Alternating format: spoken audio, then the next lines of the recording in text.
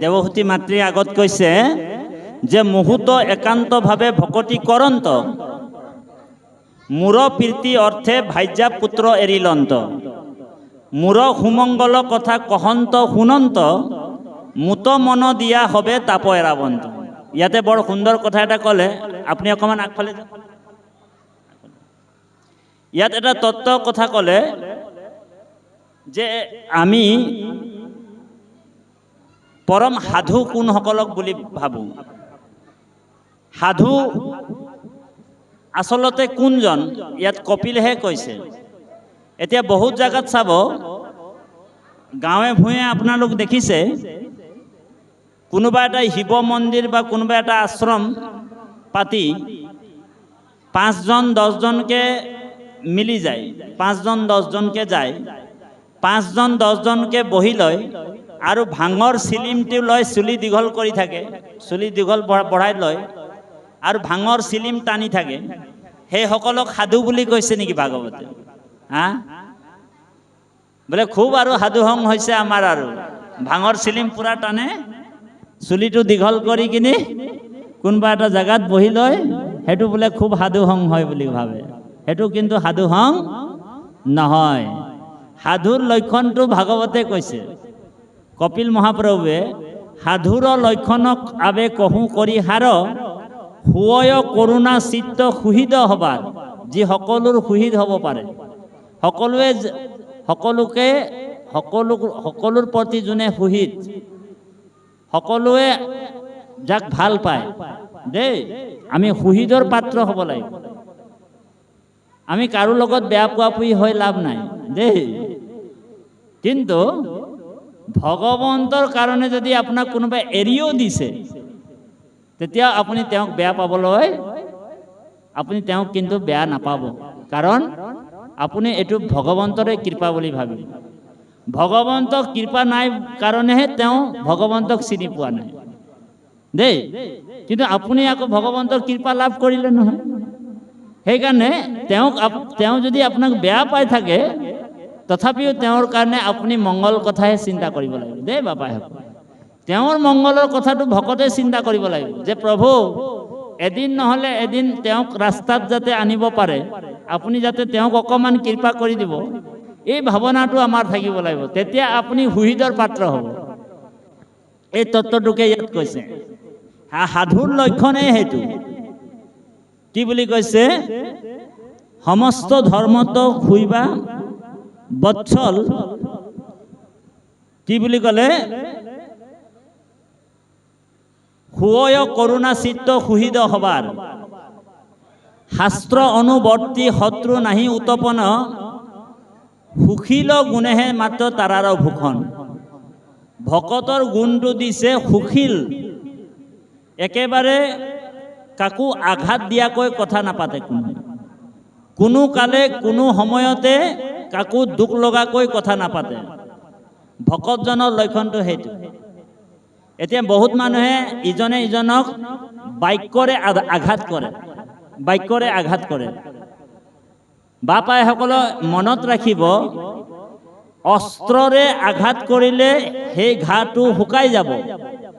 অস্ত্ৰৰে আঘাত কৰা ঘাঁ আপোনাৰ শৰীৰত শুকাই যায়, কিন্তু বাক্যৰে আঘাত কৰা ঘাঁটো কেতিয়াও জীৱনত নুশুকায় বুলি কৈছে। এইকাৰণে কথা কওঁতেও আমি সাৱধান হ'ব লাগিব। কাক কি কথা কৈছোঁ আমি সাৱধানেৰে ক'ব লাগিব। এইটোৱে হৈছে সাধুৰ লক্ষণ। সুশীল গুণহে মাত্ৰ তাৰাৰ ভূষণ। তাৰপিছত কৈছে, এ মুহূৰ্ত একান্ত ভাৱে ভকতি কৰন্ত, অমূৰ প্ৰীতি অৰ্থে ভাইজা পুত্ৰ এৰিলন্ত, মূৰ সুমংগল কথা কহন্ত শুনন্ত, অমুত মন দিয়া হবে তাপয়ে ৰাৱন্ত।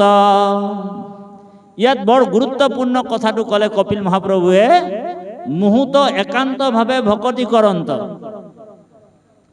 মূৰ প্ৰীতি অৰ্থে ভাইজা পুত্ৰ এৰিলন্ত। এৰিলন্ত মানে মনেৰে ভগৱন্তক অৰ্পণ কৰিছে, সেইটোকে এৰিলন্ত বুলি কৈছে। এই বুলি আকৌ তাঁতি বাপৰ নিচিনা আৰু আপোনালোক বোলে তাঁতি বাপে ক'লে না ভাইজা পুত্ৰ এৰি দিবলৈ, সেই বুলি কোৱা নাই।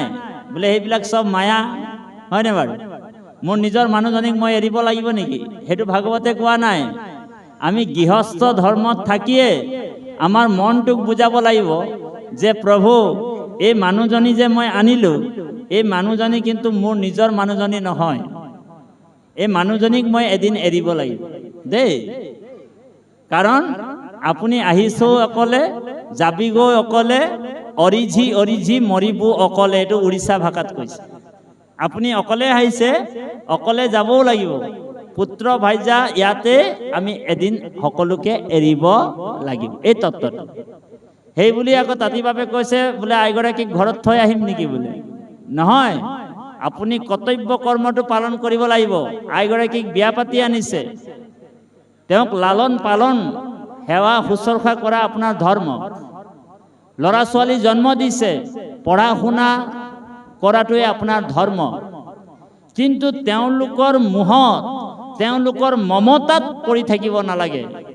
একেবাৰে মোৰ বুলি ভাবি থাকিব নালাগিব। মনটোক বুজাব লাগিব, এদিনতো মই ইহঁতক এৰিবই লাগিব। ঔ হৰি ঔ ৰাম। তেতিয়া হাৰ বস্তু কি? বোলে হাৰ বস্তু ভগৱান। সেইকাৰণে আমি এই হাৰক ধৰিব লাগিব, হাৰ বস্তুটোকে ধৰিব।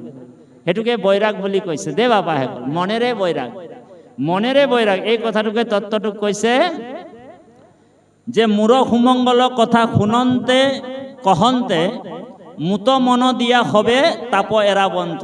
তেতিয়া সংসাৰৰ তাপ মানে দুখে তাক একো কৰিব নোৱাৰে। তাৰাক বুলয় সাধু জানিবাহা আই, তাৰাৰ সংগ তুমি পাৰ্থিবা সদায়। তেওঁলোকৰ সেই ভকতসকলৰ সং ল'বলৈ যত্ন কৰিবা, যিসকল বিষয়ী নহয়। যিসকল বিষয়ী, অকল মোৰ মাটি, মোৰ বাৰী, মোৰ ল'ৰা, মোৰ ছোৱালী, অকল মোৰ মোৰ বুলি কৈ থাকে, সেইসকল বিষয় বাসনাত আবদ্ধ হৈ থকা এটা এটা সেই জীৱবিলাকৰ সং যদি আমিও লৈ লওঁ, তেওঁলোকক ভকত বুলি ভাবি তেওঁলোকৰ সং যদি আমি লওঁ, তেতিয়ালৈকে আমাৰ যি পৰম ঈশ্বৰ ভগৱন্ত আত্মতত্ত্ব জ্ঞান আমি উপলব্ধি কৰিব নোৱাৰো। এই তত্ত্বটোকে ইয়াত ব্যাখ্যা কৰিছে কপিল মহাপ্ৰভুৱে। তাৰপিছত কৈছে যে তাৰাৰ সংগ তুমি পাৰ্থিবা সদায়, মূৰ আৰু মূৰ অখণ্ডিত বীৰ্য প্ৰকাশক, কৰ্ণৰ মনৰ সদা আনন্দ কৰক। এই যে ভগৱন্তৰ লীলাবিলাক, ভগৱন্তৰ গুণবিলাক আমি যে গাইছোঁ, এই গুণ গৰিমাবিলাক যেতিয়া গাম, ঈশ্বৰ আমাৰ হৃদয়ত ভগৱন্তক ভাবি দিয়াৰ লগে লগে, ভগৱন্তক চিন্তা কৰি দিয়াৰ লগে লগে হৃদয়ত ভগৱান লগে লগে সেইজন ভকতৰ হৃদয়ত প্ৰৱেশ কৰে বুলি কৈছে। আমি ভাবিলেই ভগৱানক পাওঁ। ইমান যাগ যজ্ঞ পূজা পাতল কষ্ট কৰিব নালাগে। কি বুলি ক'লে?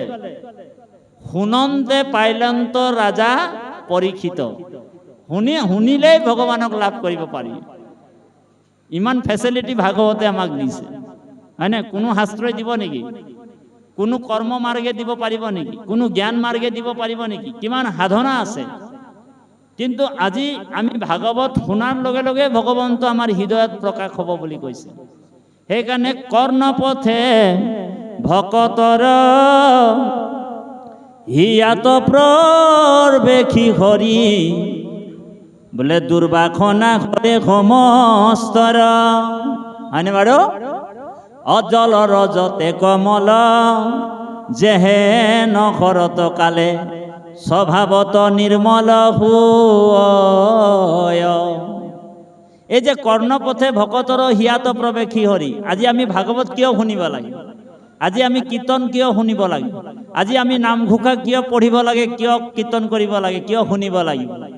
যিমান পাৰোঁ আমি ভাগৱত, কীৰ্তন, দশম, ঘোষা, ৰত্নাৱলী যিমান আছে অধ্যয়ন কৰিব লাগিব। আৰু শুনি থাকোঁতে, কৈ থাকোঁতে ভগৱন্তৰ প্ৰতি আমাৰ প্ৰীতি জন্মিব, প্ৰেম আহিব।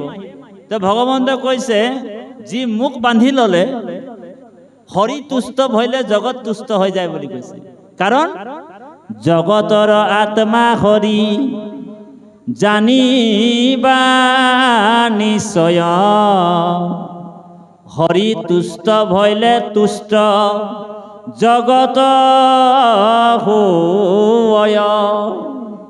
হৰি তুষ্ট হলে গোটেই জগতখন আপোনাৰ প্ৰতি তুষ্ট হৈ যাব। কিন্তু হৰি যদি বিমুখ হৈ থাকে তেতিয়াহ'লে জগত বিমুখ হৈ থাকিব বুলি কৈছে। সেইকাৰণে আমি সমস্ত জীৱবিলাক ঈশ্বৰৰ ভকতি কৰিব লাগিব। আমাৰ ল'ৰা ছোৱালীবিলাককো আমি প্ৰাৰ্থনা শিকাব লাগে, স্তুতি শিকাব লাগিব, মহাপুৰুষ গুৰুজনাক চিনাকি কৰি দিব লাগিব, ভগৱান কৃষ্ণক চিনাকি কৰি দিব লাগিব। অকল নিজে চিনিলে নহ'ব, আপুনি আচৰি ধৰ্ম আনকো শিকাব। নিজে আচৰণটো শুদ্ধভাৱে কৰিব লাগিব আৰু আনকো যাতে এই শুদ্ধ ভাগৱতৰ ধৰ্মটো জ্ঞানটো দিব লাগিব। সেইকাৰণে কৈছে সমস্ত ধৰ্মত শুইবা একমতি, পৰধৰ্ম নিন্দা নকৰিব লাগিব, আন দেৱী দেৱ নকৰিবা হেব, আন দেৱ দেৱী সেৱা পূজাও কৰিব নালাগে, পৰ নিন্দাও কৰিব নালাগে আৰু বন্দনা কৰিব নালাগে বুলি কৈছে। কাক ভক্তি কৰিব লাগিব? আমি এক কৃষ্ণ দেৱক কৰিও ক হেব, ধৰিও তাহান নাম, কৃষ্ণ দাস হৈয়া প্ৰসাদ ভুঞ্জিও হস্তে কৰা তান কাম। কৃষ্ণৰ স্থানক যত্নে চলিও ক, আমি কৃষ্ণৰ স্থানলৈ আহিব লাগিব। আমি যেনি তেনি যাব নালাগে। আমাৰ ৰাস্তাটো বহুত আছে, সংসাৰ পথ, সংসাৰ তৰণ পথ আছে অসংখ্যাত, হয়নে বাৰু? তাতো নানা বিঘ্নি আছে জানিলো মনত। ভাগৱতত কৈছে যে সংসাৰৰ পথ তৰণ কৰিবৰ পথটো বহুত আছে, কিন্তু সেইবিলাক পথত আকৌ বিঘ্নি আছে বুলি ক'লে। এই বিঘ্নি থকা পথত আমি কিয় যাম? বিঘ্নি নথকা পথতে আমি যাব লাগিব, হয় নাই বাৰু? আমি যদি বিঘ্নি থকা পথত যদি জানি বুজি যাওঁ, তেনেহ'লে ঔ হৰি ঔ ৰাম হ'ব লাগিব, মৰিব লাগিব। গতিকে এই বিঘ্নি পথত আমি ত্যাগ কৰি আমি যাতে ভকতি পথত আমি আহিব লাগিব, এই কথাটোকে কৈছে। আৰু ভকতি হ'লে কি হয় ইয়াত কৈছে, এ ৰামে হেন কথা উপজয় সাধুৰ সংগত, তাক যাৰা সাবধানে শুনয় তত, অল্পকালে ঈশ্বৰত তাৰাৰ নিশ্চয়, শ্ৰদ্ধাৰতি ভক্তি অনুক্ৰমে উপজয়। যিমান আপুনি ঈশ্বৰৰ নাম গুণ ল'ব, সিমান ভগৱন্তৰ প্ৰতি প্ৰেম আহিব, অনুৰাগ আহিব। আৰু আপুনি ভগৱন্তৰ কথা নুশুনা মানুহজনক ভগৱন্তৰ কথা সুধিলেও ক'ব নোৱাৰে। আপুনি ভগৱন্তক জনা মানুহজনৰ ওচৰত আপুনি কথাকেইটা সুধিব লাগিব। যোনে ভগৱন্তক দেখিছে, যোনে ভগৱন্তক উপলব্ধি কৰিছে, যোনে ভগৱন্তক সাক্ষাৎ দৰ্শন পাইছে, সেইজনকে আপুনি এড্ৰেছটো সুধিব লাগিব। বোলে যোনে দেখাই নাই কোনোদিন, ভগৱন্তক উপলব্ধি কৰাই নাই কোনোদিন, তাক গৈ যদি আমি এড্ৰেছটো সুধিম, তেওঁ আমাক ক'ব পাৰিব নেকি? ক'ব নোৱাৰে। সেইকাৰণে আমি কাক সুধিব লাগিব? ঈশ্বৰৰ ভকতক সুধিব লাগিব, যিজন ভগৱন্তৰ ভকত। সেইসকলক আমি সেৱা কৰিব লাগিব, শুশ্ৰূষা কৰিব লাগিব। আৰু ভকতৰ উচিষ্টও খাব লাগে নিয়মমতে। সেইটো উচিষ্ট খালে পাপ নহয় দেই বাপাই। মহাপাপীৰ যিসকল মহা অধৰ্ম, যিসকল মহাপাপীৰ উচিষ্টটো খালে কিন্তু আমাৰ পাপ হ'ব, কিন্তু ভকতৰ উচিষ্ট খালে কিন্তু আমাৰ ভক্তি হ'ব। এইটো নাৰদৰ ক্ষেত্ৰত দেখাইছে। 4জন সিদ্ধ দেখে, যেতিয়া নাৰদে দাসীৰ পুত্ৰ হৈ আছিল, তেতিয়া 4জন ভকতৰ উচিষ্ট খাইছিল, এবাৰ মাত্ৰ খাইছিল। আৰু নাৰদে কৈছে যে এবাৰ মই ভকতৰ মানে জুঠা ভাত খাইছিলোঁ, জুঠা খাইছিলোঁ, কিন্তু আমাক এই যে ভকতৰ যে মহাপ্ৰসাদ খালোঁ, তাতে মোৰ ভক্তিটো উৎপন্ন হ'ল আৰু মই ভগৱানক লগ পালোঁ বুলি কৈছে। নাৰদে কৈছে যেতিয়া মই দাসীৰ পুত্ৰ হৈ আছিলোঁ, তেতিয়া মই ভকতৰ উচিষ্ট খাইছিলোঁ, ভকতৰ জুঠা খাইছিলোঁ। সেইকাৰণে মাজে সময়ে আমিও ভকতৰ মানে যি একান্ত ভকত দেই, অধৰ্মৰ জুঠা খালে কিন্তু পাপহে হ'ব। এতিয়া বহুত মানুহ অধৰ্মী মানুহ আছে। আমাৰ মহিলাসকলে কাম কৰিবলৈ যায় বহুতো ডাঙৰ ডাঙৰ মানুহৰ ঘৰত, কিছুমান মহিলাসকলে যায় নকৰ চাকৰ কৰিবলৈ যায়, তেওঁলোকৰ জুঠা চুঠা খাই দিয়ে, হয়নে বাৰু? সেইবিলাকৰ মানে ঘৰত গৈ কিনে আমি যদি জুঠা চুঠা খাই দিওঁ কেনেবাকে, তেতিয়া আমাৰ তেওঁলোকৰ পাপটো আমাৰ গালে আহি যাব। অধৰ্মীৰ যদি জুঠা খায় তেনেহ'লে পাপটো আমাৰ গালে আহি যাব। সেইসকলক আমি, সেইকাৰণে দাসীৰ পুত্ৰ আছিলে, দাসীৰ পুত্ৰ ভকতসকলৰ কাৰণে সন্ত এজনৰ ঘৰত, এজন মহাজনৰ ঘৰত 4জন সিদ্ধ ঘূৰিবলৈ আহিছিল, ফুৰিবলৈ আহিছিল। আৰু এই ভকতৰ জুঠাটো নাৰদে খাইছিল। সেইকাৰণে নাৰদে উপৰি জন্মত এই কথাটো ব্যাসক কৈছে যে মই ভকত